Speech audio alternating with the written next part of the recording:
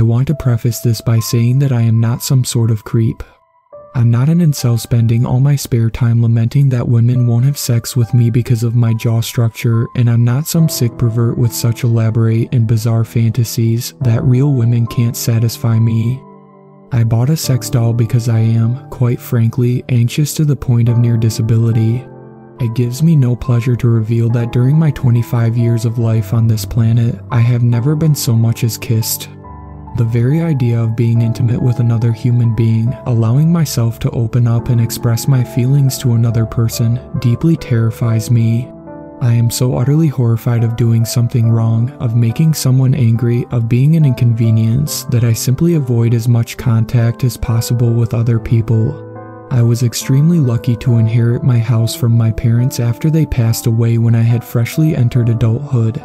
I don't think I could have ever gone through the process of trying to find an apartment, much less find a roommate to split rent with. A cousin of mine at a local insurance company managed to land me an interview for a night shift janitorial position, and even though I vomited twice from stress before the interview itself, I did manage to get the job. With a modest inheritance, a low cost of living, and no hobbies, I slowly began to acquire a decent bit of savings. Not a lot, mind you, I was still only a janitor, but enough to put some money away for the future. As the years passed, I started to become more and more lonely, with no way to alleviate the feeling. Did you know that isolation can actually cause brain damage in humans? Long-term effects of solitary confinement in prisoners can cause intense psychological and physiological issues, including chronic pain and psychosis. With my parents dead, the closest thing to social interaction I had anymore was passing by the night security guard on my way into the office building where I worked.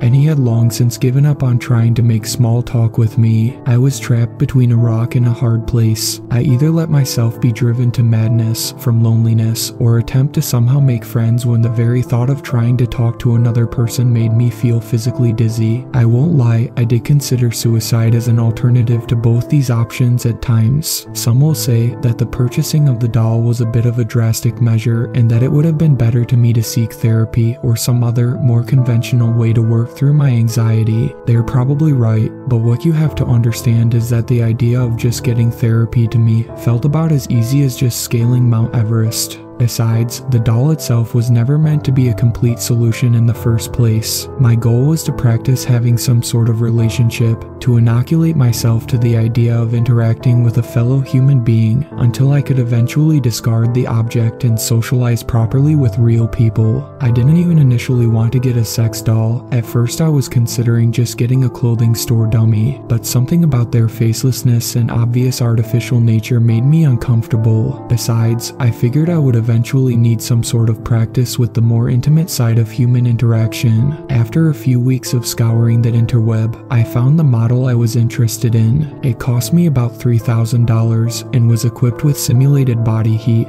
and the ability to realistically breathe and moan. I was most excited at the notion of the simulated body heat and breathing. Just the idea of the illusion of sleeping next to another person made me feel almost giddy, though it was excitement mixed with vomit. I vomited once before I managed to click the add to cart button. It sounds embarrassing, I know, but I actually cleaned my house in expectation of my guest. It was the closest thing I've ever had to inviting someone over, so I felt self-conscious about having the place I live in being a mess. I wanted to make a good impression. When it finally arrived, I hid in my living room for nearly 20 minutes until I was sure that the delivery driver had gone away. I double-checked they were gone by peeking through the peephole before finally dragging the box inside. Using a kitchen knife, I clumsily cut open the cardboard to reveal its contents, and after removing the bubble wrap, I immediately had to run to the kitchen sink to retch. The reason for my nausea-inducing anxiety was the following: the doll was not shipped with any clothes. In retrospect, it seems like it should have been obvious that this would be the case, but in the moment,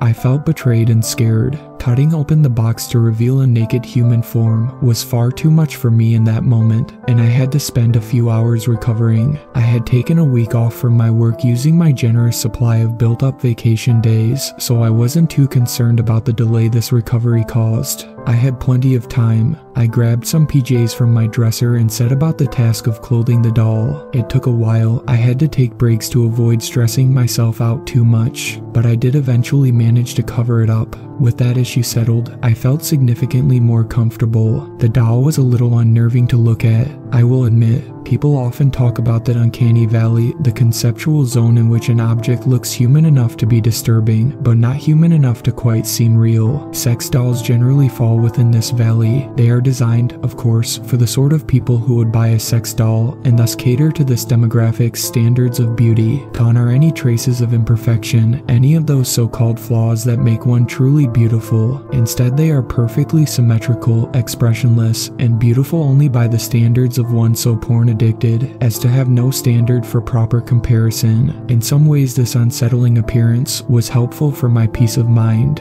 It helped to remind me that, as human as it looked like from a distance, in the end it was only a hunk of rubber and plastic, and that I didn't need to fear it. I decided to name the doll Elsie. My first week spent with Elsie was less interesting than you might guess. It was about a day or two before I became fully comfortable talking with it. Before purchasing Elsie, my major outlet for my inner thoughts was a digital journal I kept on a cheap laptop, and so I wasn't especially used to saying much aloud. Before this, weeks would go by without me saying anything at all. There just wasn't any reason to do so. However, when I finally did get into the habit of talking to Elsie, it rapidly became addictive. When you haven't had a chance to talk to anyone in literal years, even a life-size silicone facsimile becomes appealing. I talked about my job, about every detail of my work week, from cleaning the toilets to vacuuming the carpets. I talked about my favorite movie, my favorite book, and what I like to do in my free time. I talked about my hopes and fears, my dreams, and my ambitions. I must have spent hours at a time monologuing at Elsie. By this point, I had started to see the doll as a she rather than an it. As the days went on, I began to wish that Elsie could talk back, that her motionless rubber lips would part to laugh or say something about herself. It was on the last day of the first week when I finally slept with the doll. I don't mean that as a euphemism for anything sexual, I just mean literally sleeping next to her in the same bed. I'd never shared a bed with anyone before, and I suppose I still haven't, but it was nevertheless a novel experience for me. I pressed the carefully hidden buttons that activated her simulated breathing and body heat, tucked her into bed next to me, and lay there listening, feeling the faint warmth next to me. I slept more soundly than I had in years. At first, my plan did seem to actually work. Getting a chance for even simulated social interaction did help to inoculate me against my anxiety, just a little bit. I managed to squeak out a hello to the night security guard on my way into work, and though he seemed a bit surprised, he didn't seem uncomfortable or creeped out. He just smiled and nodded at me. I began to feel, genuinely, a little happier, a little more confident. It wasn't anything extreme though. When I went shopping, I still had to go to the 24-hour supermarket right after my shift, when hardly anybody was around, and I still had to use the self-checkout exclusively. I was far too scared to interact with a cashier. Once, a few years back, the self-checkout lanes were closed for maintenance one night, and I didn't go grocery shopping for a week because I was too scared to call and check if they were up and running again. But now, I felt like maybe I would be able to make that phone call if it ever happened again. The first sign that something might be wrong happened a month after I bought Elsie. I had left for work that evening with Elsie's hands placed in her lap, sitting on a chair in my bedroom. When I returned, her hands dangled at her sides. At the time, I fully assumed that I had either misremembered how I placed her, or perhaps the position in which I had placed her hands wasn't very stable, and they had slowly fallen down to her sides over time. I was a little scared, a bit nervous, but I was able to rationalize it. This was just the first of Elsie's slight changes of position. When I came back from work, there would sometimes be slight differences from how I had left her, but at first there was never anything that seemed too unreasonable. If I had left her with legs crossed, they would be uncrossed when I got back. Hands folded on the table would be unfolded. An upright sitting position would become slightly slumped. Nothing that couldn't be explained by the force of gravity and slightly unstable positioning. The more disturbing development happened when I was in bed one morning with Elsie. I had, as usual, activated her simulated breathing and body heat, as I found it drastically aided in my falling asleep. I was just about to drift off into unconsciousness, listening to the slightly mechanical whirring sound of her breathing, when the comforting comfortable white noise was interrupted with small, recorded moans. They were sexual, crass, and wholly unwanted. You must understand that I never actually used Elsie for her intended purpose. I thought about it a couple times, but could never work up the guts to actually do the deed. So this sound was completely alien to me. For a moment I didn't even process that Elsie was the source of the noise, as I had never actually pressed the button which activated the moans before. I leapt out of bed, horrified, and crouched in the corner for a few minutes while I calmed myself down, trying to ignore the lewd sounds emanating from the humanoid figure lying in my bed.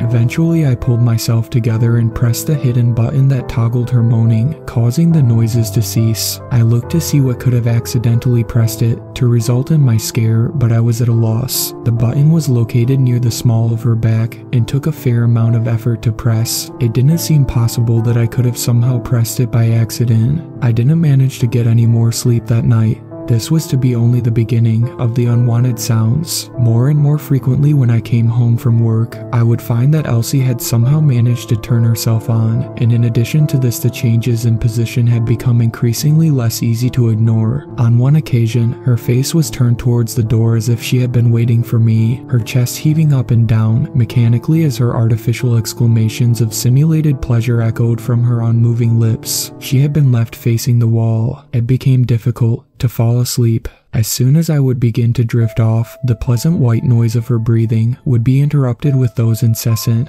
unwanted moans. I eventually gave up on sleeping with the doll entirely, wearing earplugs, and moving Elsie into the living room when I wanted to get some rest, despite the lonely sensation of the empty bed making it harder to drift off. In some ways, it almost felt as if I were undergoing an argument with a romantic partner, though I had no basis for comparison. Even after I ceased sleeping in the same bed as Elsie, the moans didn't stop tormenting me. In my dreams, I would be confronted by the doll, the PJs I covered her with removed, exposing the silicone skin beneath. I dreamed that she chased me through an endless labyrinth of writhing, moaning rubber bodies, melted together to form walls and corridors. I sometimes woke up screaming, the bed soaked through with sweat. It seems obvious now that I should have gotten rid of the doll as soon as the dreams began, but you must understand that during that period of time before the changes of position and the moaning, it was the happiest I had ever been. I was chasing that high, desperate to believe that I could return to that state of relative contentment again. I knew deep down it wasn't healthy. I knew that whatever improvement to my mental health that I had gained was rapidly being overwritten by this new obsession, but I didn't care. Once I considered cutting the noise box out of her, or at least permanently disconnecting the button, I was convinced that an error with the button itself was causing the sounds to activate.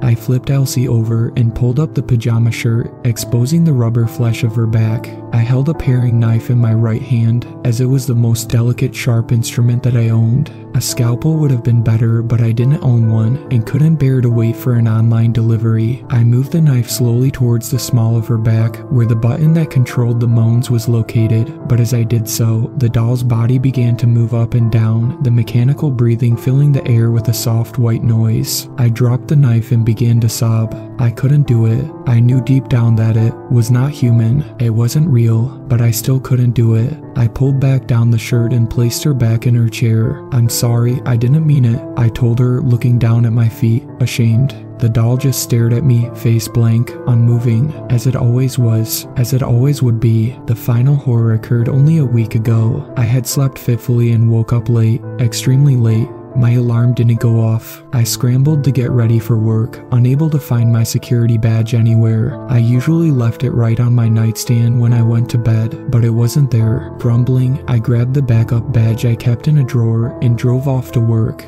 I arrived to the office building in the pouring rain and scanned my badge at the door, managing to squeak out a few pleasantries to the security guard before getting down to business. I was scheduled to deep clean the carpets that day, so I grabbed the steam cleaner and began work on my assigned task. I spent the first half of my shift in relative peace, listening to classical music through my wireless earbuds. After the first 4 hours, I enjoyed a brief lunch consisting of a sandwich and some tea before heading back to work. As always, the building was calm, still, and silent, aside from the faint music that only I could hear. After the clock struck 11, however, I heard a faint sound. I paused my music and took out an earbud to listen. It was indistinct, but there was some noise that I couldn't quite make out. I turned off the steam cleaner and listened closer. All the blood left my face and my heart began beating hard in my chest when I recognized the sound. Somewhere in the building, I could hear grotesque, exaggerated moaning. I abandoned my steam cleaner and began running towards where I thought the source of the noise was located. I was reminded of my dreams, of fleeing through that writhing maze of silicone flesh. I rounded a corner and caught a glimpse of a vague humanoid shape.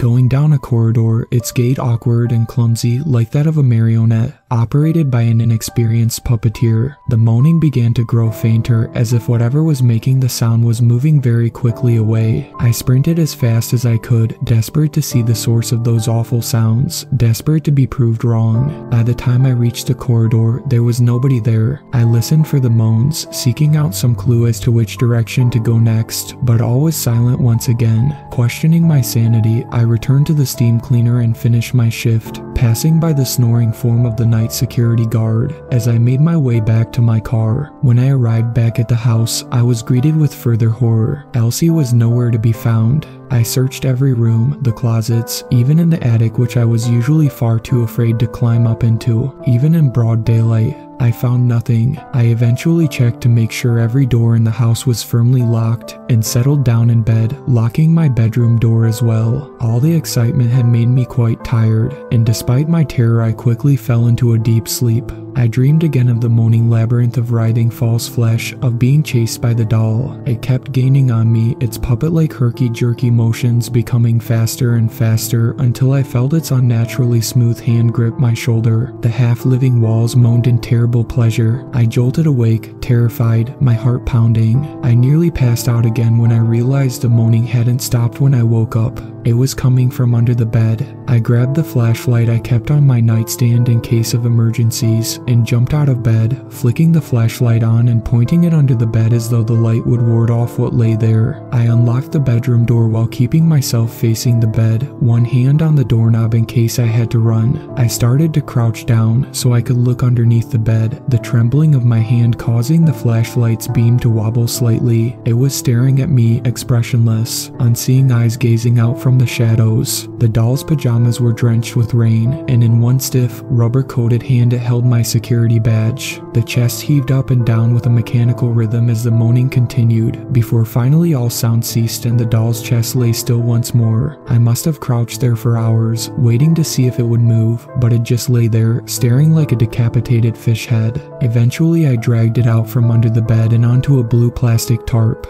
I rolled it up around the doll and tied it up with nylon rope, duct tape, and zip ties. When all was said and done, the end result looked disturbingly like the sort of thing a serial killer would use to dispose of a corpse. I drove out to the edge of town and tossed the package into a dumpster behind a grocery store. I was worried that someone would see me and I'd have to explain myself, but nobody noticed me. I half expected the bag to emit some muffled moans, but it remained silent. I drove home and triple-checked that my doors were locked and my windows were closed, before calling out sick to work and laying in bed, crying. I sometimes feel guilty about what I did, especially when I lie in bed those lonely mornings after I've just finished with work. I still see it in dreams, chasing me like some damnable puppet which cut its own strings as I run down endless corridors of undulating plastic flesh, my ears assaulted by the disgusting, horrible moans of simulated false pleasure. Sometimes when I wake up, I swear I can still hear those moans, emanating faintly from just outside my window.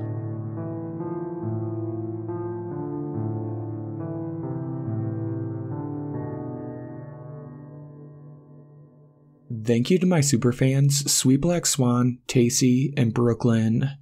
I really appreciate you guys supporting my channel, and I look forward to making more content for everyone.